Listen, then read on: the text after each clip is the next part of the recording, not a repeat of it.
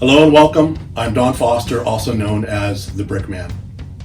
On the radio so many times in person I've been asked if it is okay to paint exterior brick. The answer I always give is no. It's not okay to paint exterior brick. Paint itself is a good product, but not for brick. And here's a few reasons I can give you why. Many times paint is used as a protective coating for wood, metal, and other more commonly painted products, but brick is already a finished product and does not require a protective coating.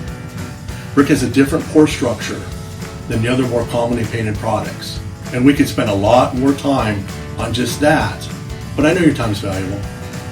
Painted products are normally needed to be repainted. We call that a maintenance product. Those products are not being hurt by the paint.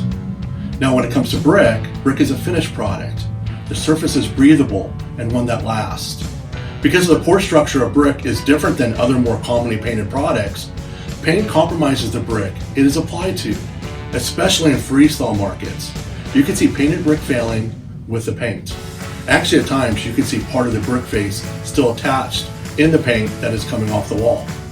We call it spalling, and that is when the face of the brick is popping off. Exterior brick were not meant to be painted. Paint changes the pore structure of the brick, a topic not talked about enough. Second reason, brick is a maintenance-free product, just one of many great reasons to buy brick and why brick come in so many different wonderful colors, textures, and sizes. Brick is the best product to build with, hands down. You change that when you paint it. One source notes that the paint industry says you may need to paint brick every 3 to 5 years, but it's even more than that. Brick different absorptions and textures play a large role. You simply will not take a scraper to a brick and remove the paint. Also, using a pressure washer or chemicals can be messy or damage the wall, which no one wants to happen. It is very difficult to remove all the paint, so we have seen where they have repainted over failing paint. I ask this question: how long is that going to last?